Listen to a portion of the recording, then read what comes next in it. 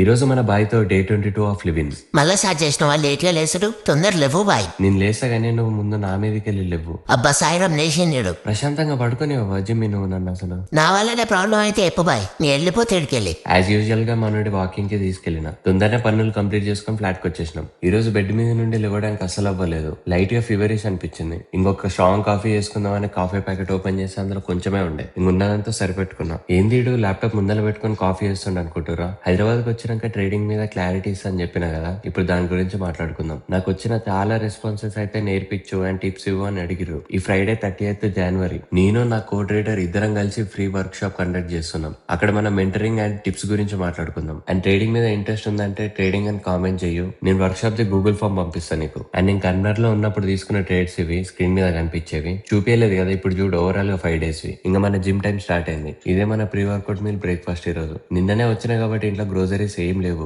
Gym నుండి వచ్చేటప్పుడు తీసుకురావాలి ఈ రోజు. సో నిన్న మిగిలిన రైస్ కొంచెం తినేసి జిమ్ కి రెడీ అయిపోయినా. జల్దీ రెడీ అవు బాయ్, జిమ్ కి పోదాం. నిన్ను రేపు తీసుకెళ్తలే జిమ్మి. చా ఎప్పుడు ఇట్లనే మోసని నన్ను. బాయ్ నన్ను బయటకు పోనిస్తలేడు. వాడు పడుకునేదాకా వెయిట్ చేసి మెల్ల జిమ్ కి ఎస్కేప్ అయిపోయినా. ఇంకా జిమ్ కి వచ్చి వార్మప్ చేసుకుని వర్కౌట్ స్టార్ట్ చేసిన. మనది పుష్ డే ఇవాళ. ఈ రోజు కొంచెం నాకు ఫీవరిష్ అండ్ బాడీ వీక్ అనిపించింది.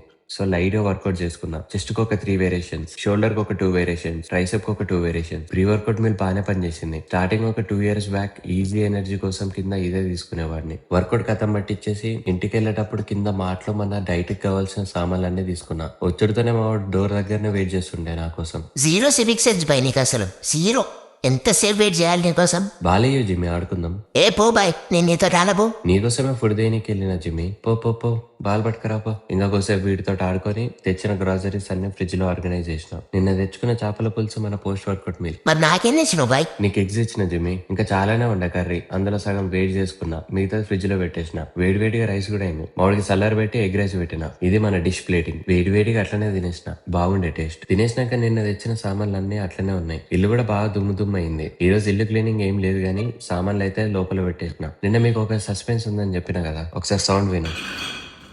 ఇందులో ఏముందా గీజ్ చేయండి. ఇదేదో తేడా ఉంది సీనా. ఇంకా నైట్ డిన్నర్ చేసేసి వాక్ వెళ్ళినాం. మామిడి గురించి తెలిసిందే కదా, వాకింగ్ అంటే ఎప్పుడు రన్నింగ్ చేయిస్తారు. కిందనేమో ఫుల్ ఉరికిపిచ్చిండు. మీదికి వచ్చినాక నాకన్నా ముందే పడుకున్నాడు. ఏంటి బాయ్ నేను మీ జిఎఫ్ నా మీదకి వస్తున్నావు? అంటే మీదికి వస్తే ముక్కుపలు కొడతావు జిమ్మి. ఇంక ఇప్పుడు వీడిని గెలికిందే నాకు నిద్ర పట్టదు కాబట్టి కొంతసేపు డిస్టర్బ్ చేసిన. రే ఇంట్రా నాకు టార్చర్.